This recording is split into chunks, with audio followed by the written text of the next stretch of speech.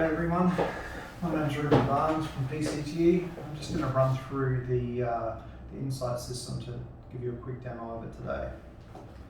So starting with the hardware, the two main pieces of hardware that you'll need to deal with are these two boxes. Okay, so one is a wireless remote, and one is a base station.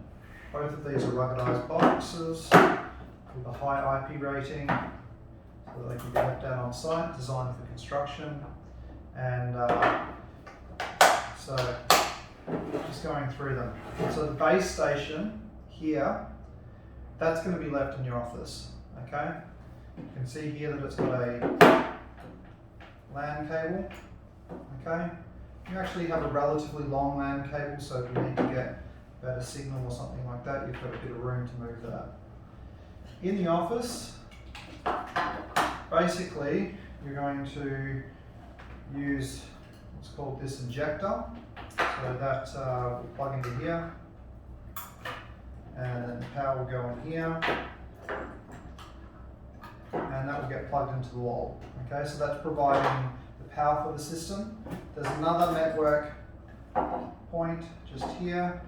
We'll plug that in, and then this end needs to be connected to the internet. So in most site offices, that would just mean plugging into an available network port on the wall. On a remote site, potentially you could plug that into a 3G or a 4G modem.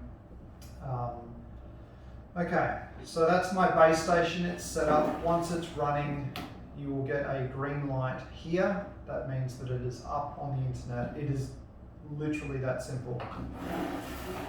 Next part of the hardware is the wireless remote. You can see here that this one differs in that where this one had a LAN outlet, this one has these two pressure outputs here. A little bit more inside of the box on this particular one.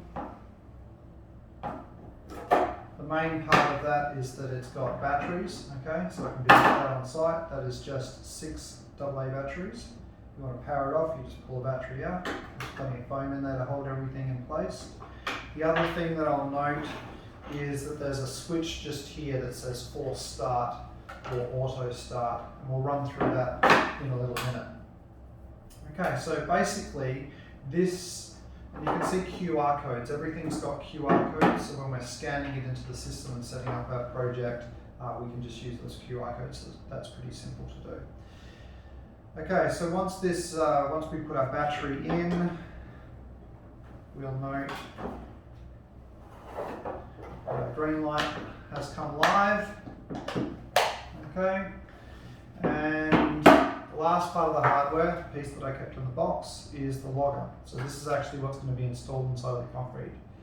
These loggers have standard 15-foot cable, and inside of here we have a microprocessor, a battery, a clock, and a thermistor.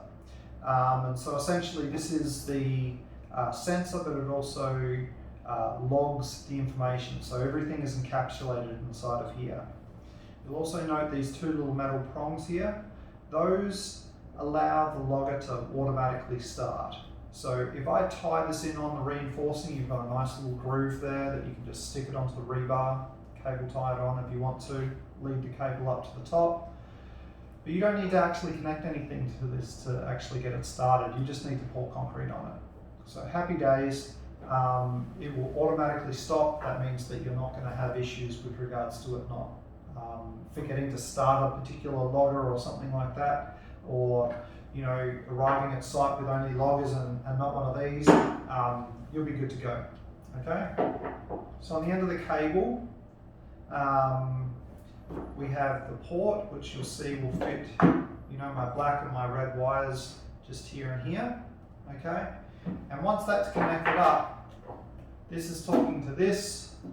Connecting this up, we drag the data off of this and push it onto this, which puts it onto the internet, and that goes onto the web app that you're going to use to view everything, either on your phone or on your computer. All you need is a login and the address for the website. So there's no software to download, there's nothing like that, there's no permissions. You could view it on a tablet if you wanted to.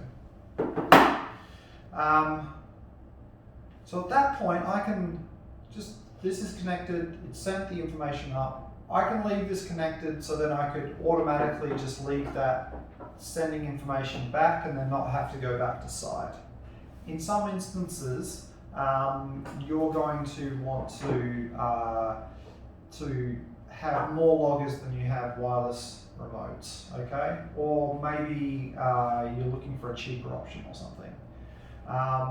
So the option there would be what we term manual hopping, okay? So you've got your 2 loggers, they're installed inside of the concrete, and then you, on the morning, you come around with this, okay? It's all working, we plug in, it will go flash yellow and then go green again. It's transferred the data, okay? Any data that was stored on this, okay? Remembering this is where all of the data is stored.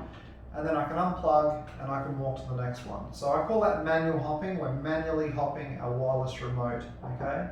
And so I guess the beauty of that is that you've got less requirement for equipment, but I guess the only issue with that is that you're manually going to have to go between them. Now you're probably looking at this and going, oh, 1 channel, that's a bit of a pain, I'm going to want to have more than 1 channel on site. Okay, so there's a few things. You know, if you've got a large concrete element, you're not going to want to have to run cables back to one central point, okay? So a single channel, you may have a couple of single channels dotted around the site, okay? The second thing is that there's a 4-channel coming. So if you do have a smaller element, like maybe a hotbox test or something like that, you could, basically what's going to happen is you're going to have your 4 points to connect to just here, 3 across here and 1 here, and you'll just have 4 of them permanently wired in there, sending the information back. And that's it, okay? So look, the base station doesn't need to be on site. It can be, you know, quite a fair distance away. This is using what's called LoRa or LoRa, long range radio to send the signal back. So there's no internet required where you're actually collecting the data. It's actually just, and there's no power required down where we're collecting the data because we've got our AA batteries, and these have a battery in them each as well, so they're working fine. The only place that we need our internet is where our base station is, so as long as we can get our signal back to our base station, then we're good. And at the base station, we need power, and we need some form of internet. We just need the ability to plug in a network cable, whether that's into the wall or into a modem or into some sort of a 3G traveling modem or something like that, okay? So pretty easy. So thanks very much for listening today. What we'll need to do is we'll need to do a bit of a demo of the software just so that you can see that side of it. It's really quite user-friendly and has everything that you would possibly need for reporting. So thanks very much, guys. Cheers.